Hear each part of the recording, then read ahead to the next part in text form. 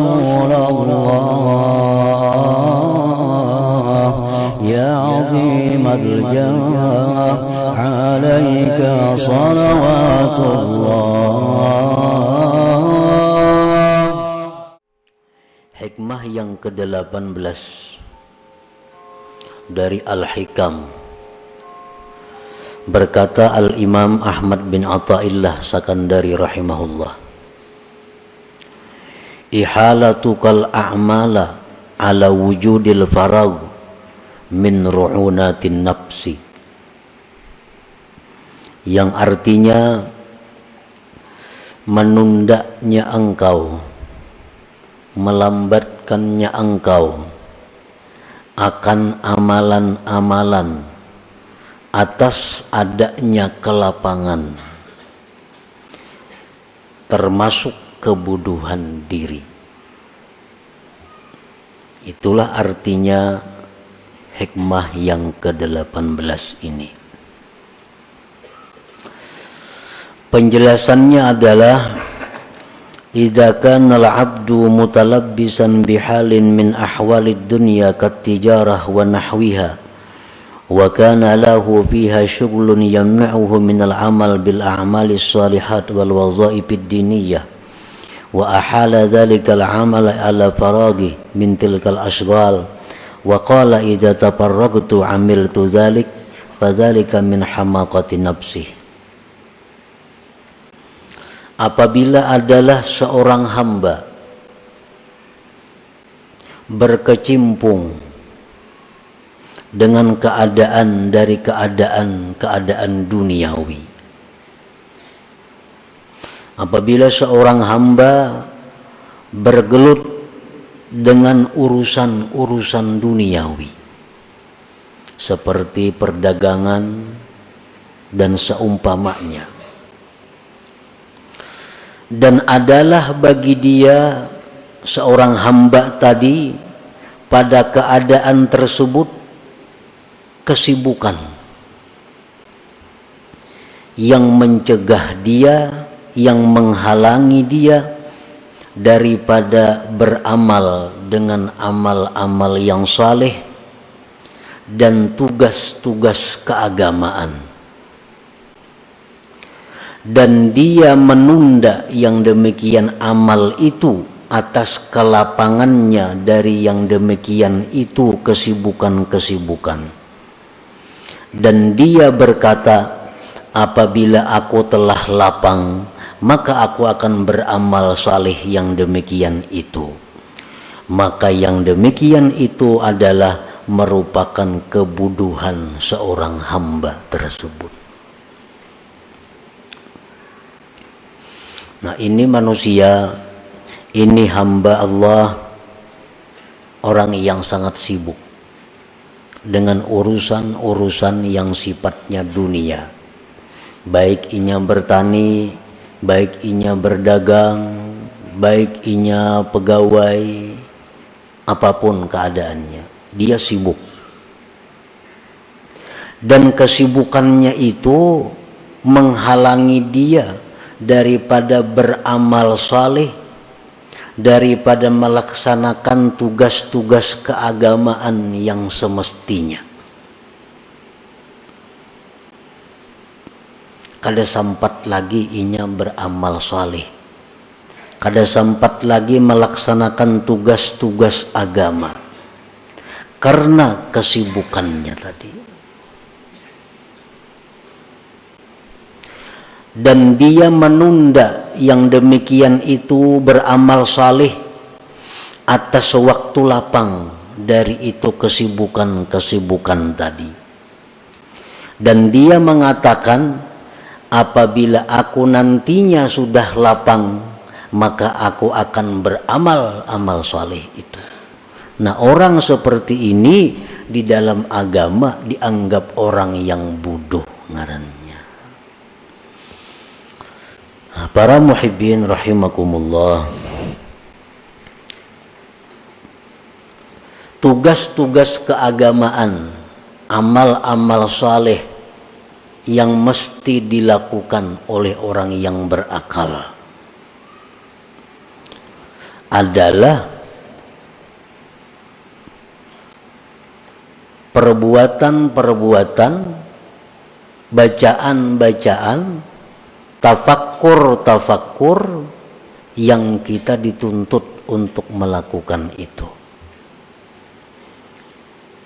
Nah, orang ini kada kau barar lagi tafakkur, kada sempat lagi menuntut ilmu, kada sempat lagi membaca wirid-wirid, kada sempat lagi membaca Quran sekian lembar sehari, kada sempat lagi berselawat sekian ratus, kada usah sekian ribu, kada sempat lagi silaturahmi karena banyaknya kesibukannya. Dan dia mengatakan, kaina aku mun sudah lapang bisa ain itu. Ini lagi sibuk, lagi banyak urusan. Nah, bila mana demikian halnya, kita ini dianggap bodoh. Nah, para muhibbin rahimakumullah. Dalam sehari semalam ada waktu 24 jam. Nah, bagaimana orang yang berakal itu mengelola waktu 24 jam ini? Bagaimana mestinya orang yang punya akal bisa mengelola waktu 24 jam ini dengan baik, dengan yang diridai Allah? Di dalam Suhuf Ibrahim disebutkan, hendaknya waktu itu dibagi 4. Ada waktunya dalam 24 jam itu kita munajat kepada Allah. Seperti sembahyang, membaca Al-Quran, berzikir, termasuk di dalamnya bersalawat. Nah, ada waktu dalam 24 jam untuk itu. Kemudian ada waktu dalam 24 jam itu dia muhasabah dirinya. Muhasabah itu artinya adalah menghitung kembali. Sekarang sudah berapa umurku? Berapa banyak sudah waktu yang kuhabiskan untuk agama? Berapa banyak waktu kuhabiskan untuk dunia? Berapa banyak dosa yang diperbuat? Nah, dimuhasabah diri. Nah, dalam 24 jam sehari itu mestinya ada waktu untuk itu. Nah, yang ketiga, dalam 24 jam itu ada waktu untuk tafakkur, untuk berpikir. Berpikir apa? Berpikir tentang kejadian-kejadian alam semesta ini. Termasuk di dalamnya adalah menuntut ilmu. Karena menuntut ilmu ini memerlukan tafakkur, memikirkan apa yang disampaikan Rasulullah Sallallahu Alaihi Wasallam, memikirkan apa yang difirmankan oleh Allah Subhanahu Wa Taala, memikirkan apa yang disampaikan oleh para aulia Allah. Nah, dalam sehari semalaman ini kita ada waktu untuk itu. 3. Dan yang keempat, di dalam sehari semalaman ini kita ada waktu untuk berusaha menafkahi keluarga. Ada waktu untuk itu. Nah, bila kita bisa mengelola yang demikian, maka kita dianggap sebagai al-aqil, orang yang berakal. Para muhibbin rahimakumullah. Jadi dalam 24 jam itu guring kada dihitung. Jadi guring kita berapa? Misalnya yang kita cukup 8 jam, itu paling banyak guring. Lebih pada itu, ujar Imam Ghazali, kada manusia.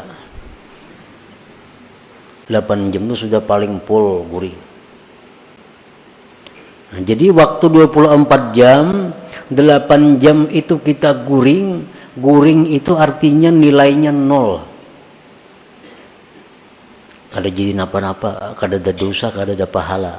Ini guring nang kada ada niat apa-apa, guring semata guring.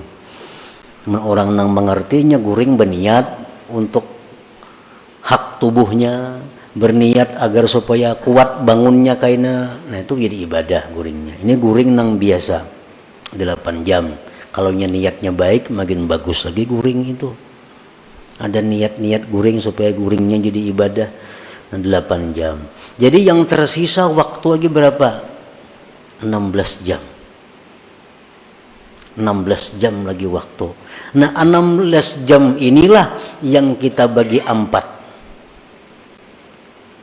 16 jam inilah yang dibagi 4. Saparapat itu mestinya untuk urusan duniawi. Nah saparapat untuk urusan duniawi. 3/4-nya urusan akhirat. Berapa seperapatnya? 4 jam lah. Nah 4 jam berarti 12 jam lagi. Nah 12 jam itu kita gunakan untuk ibadah, menuntut ilmu. 12 jam itu kita gunakan lagi untuk sembahyang, untuk zikir, untuk membaca Quran, untuk silaturahmi, untuk kebaikan-kebaikan. Nah demikianlah orang yang disebut akil, orang berakal. Bila mana kita banyak kesibukan-kesibukan urusan duniawi yang lebih menguasai waktu kita, lalu kita tunda untuk melaksanakan yang demikian tadi, kaina aja kunang kaya itu kawa, wah ini kada kawa lagi. Mun 4 jamannya sehari berdagang kada kawa lagi. 4 jamannya lagi sehari kada kawa. Kaina dulu nih tuh. Kayaknya ada aja saatnya nang bujur-bujur kena aku ke akhirat beramal itu nang pol seharian, ada kena saatnya menuah ini kada kawa. Nah ini menunjukkan kita orang bungul ngarannya, kada orang pintar itu. Min hamakati nafsi, termasuk kebodohan diri. Kita berpikir macam itu. Nah di mana seginya kebodohan kita, maka kita ini dipadahkan bodoh bila macam itu. Kayaknya jaba amal ini kada kawan nah. Ini banyak itu banyak lagi masalah. Kayaknya dulu bila kayaknya mulainya nang bujur-bujur. Nah bila kayak itu kita dikatakan bodoh. Di mana bodohnya? Wa hamakatuhu min salasati aujuh. Bodohnya itu dari 3 sisi. Al-awwalu isaruhud dunya 'alal akhirah allati hiya marji'uhu wa watanuhul hakiki wa dha'fu imanihi biqaulihi ta'ala wal akhiratu khairu wa abqa. Bodohnya itu yang pertama adalah dia mengutamakan dunia dari akhirat. Itu pertama. Waktu nang mustinya 4 jam untuk dunia, 12 jam untuk akhirat, dibaliknya 12 jam untuk dunia, cuma 4 jam untuk akhirat. Bisa kada sampai juga 4 jam. Nah ini orang ngarannya mengutamakan dunia atas akhirat, sedangkan akhirat itu tempat kembali dan tempat tinggal kita yang sebenarnya. Wawatanuhul hakiki, tempat kita yang sebenarnya itu di akhirat, bukan di dunia ini. Dunia ini hanya perantauan kita untuk menuju akhirat. Macam orang-orang pekerja nang dari Jawa, nang dari daerah mana-mana, ini bekerja di tempat kita. Satu saat pikirannya pasti akan pulang ke tempatnya. Maulainya di sini berhimat untuk membangun tempat ini. Kecuali pikirannya pacang kada bulik lagi ke sana. Kalau pikirannya pasti kembali ke tempatnya, ini di sini hanya mencari sangu, hanya mencari tabungan, hanya mencari bekal untuk bulik kena ke kampungnya, membangun rumah di sana. Nah, membangun apa di sana. Nah, itulah contohnya pengembara. Jadi tempat kita dunia ini hanya tempat sementara kita melewati untuk menuju tempat yang sebenarnya. Imam Ghazali dalam Ihya Ulumuddin mengisahkan bahwa perumpamaan dunia ini adalah orang yang berada di kapal. Nah, kapal di tengah laut. Begitu kapal ini berjalan dengan penumpang-penumpangnya, Ujar kapten kapal, kita singgah satu mat di pulau. Nah, kita singgah satu mat di pulau ini untuk mencari bekal, untuk istirahat, untuk apa. Kayaknya kita berbuatan pulang ke kapal ini dan berangkat lagi. Turunan penumpang kapal di pulau. Nah, itulah dunia. Adalah orang kapal yang turun ke pulau itu berpikir bulah rumah di pulau. Kadada. Kenapa? Karena ini pacang singgah satu mat saja. Adakah berpikir membuka perusahaan di pulau itu? Kadada. Bila di pulau ini kena kunyuk, kapalnya berjalan, dimakan binatang buas. Ditinggalkan orang. Nah, itulah kehidupan dunia ini. Dan contoh-contoh membuktikan berapa manusia yang mati meninggalkan gedung. Berapa banyak manusia yang mati meninggalkan duit miliaran rupiah.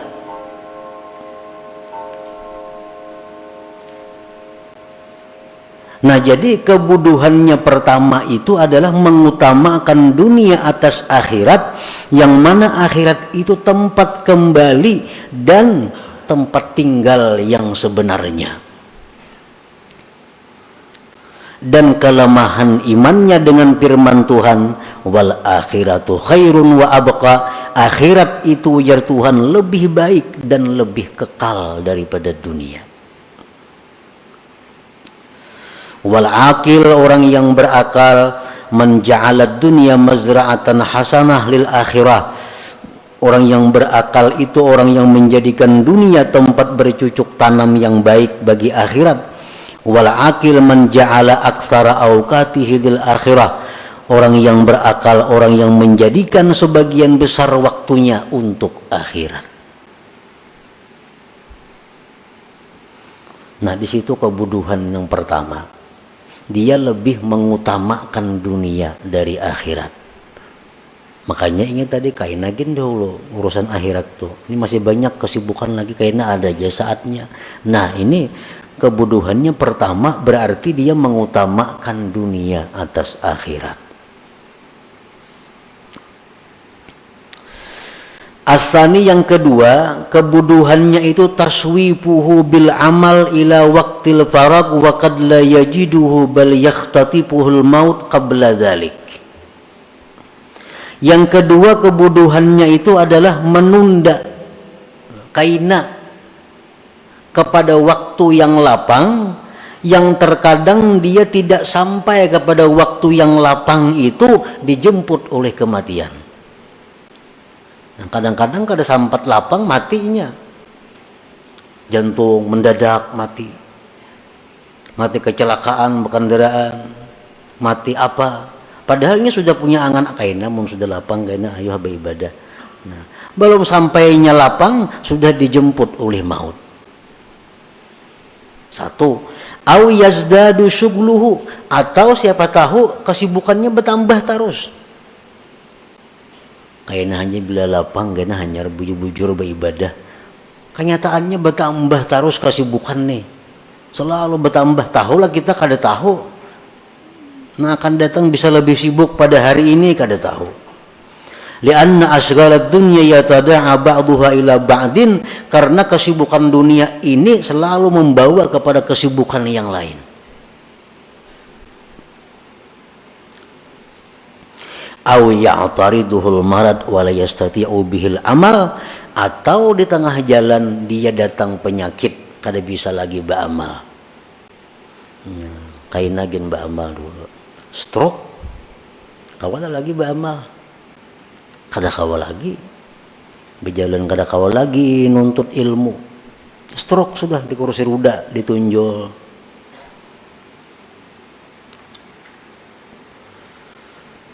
Nah, maka bila mana orang ini seperti keadaan demikian, sakitnya orang ini, kada beramalnya orang ini sia-sia. Lain jika orang ini pak amal dahulu, napa ibadat, imbah itunya garing. Begitu garing kada kau lagi beramal, tetap ditulis Tuhan terus. Nah, hanya banyak karena garingnya dulu pak amal orangnya. Amun dahulu kada pak amal, garing. Nah, kayaknya aku mensihat beramal ya. Tuhan lawasnya jam sihat kada beramal-amal.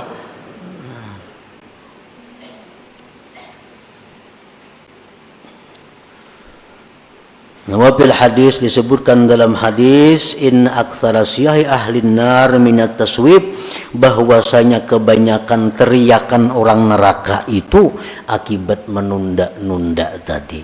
Nang terbanyak orang masuk neraka akibat menunda. Kainah aja dulu tobat. Masih tanggung lagi nama ala-alang. Gawian nih malah alang. Kainah aja dulu ini masih awur lagi sibuk. Kebanyakan orang neraka itu akibat taswib. Inna aktsara syahi ahli nar minat taswib. Nah, dua sudah kebuduhannya. Asalis yang ketiga kebuduhannya itu qad yafrugu minal asghal wa qad da'ufat niyatuhu wa himmatuhu li sababin minal asbab. Bisa-bisanya waktu nang jaranya bila lapang kena beramal. Ada waktu lapang. Siapa tahu niatnya sudah lemah. Nah, himmahnya sudah lemah. Banyaknya orang nang lapang kada pa amal. Banyak. Begawi kada, apa kada, duduk ada kakaruan. Ada beramal kada juga. Kenapa? Ini niatnya sudah lemah. Nah, niatnya sudah turun. Karena ada sebab-sebab lain. Apa sebabnya dahulu? Nah, para muhibbin rahimakumullah, apabila perkataan-perkataan para aulia, sabda-sabda Rasul, firman-firman Allah yang menyuruh kita bangkit untuk beribadah kepada Allah mengetuk hati kita. Tapi kita kada mahirani. Dengar-dengarnya sudah bisa. Nah, kayaknya mendengar pulang arahan-arahan agama nih, kada mahirani pulang. Nah, akhirnya orang ini bisa ditutup oleh Allah, hatinya dikunci sama sekali. Nah, itu jadi lemah niatnya. Nah, Allah itu bila mana mengetuk hati kita untuk beribadah mesti disambut walaupun sedikit. Dalam hati ini ada datang ilham dari Allah. Kita menjaga berzikir gitu 10 kali barang. Bila itu kada dihiraukan, kayaknya kada datang lagi ilham-ilham seperti itu. Ada kita mendengar apa hadis Nabi masuk ke dalam hati kita bahwa membaca salawat itu baik. Nah, itu ngarannya ilham Allah kepada hati kita. Salawat itu baik. Nah, terima 3 kali barang bersalawat, tanda kita menerima pemberian Allah ini. Bila kita kada hiraukan itu, kayaknya kada datang lagi mau hidayah seperti itu.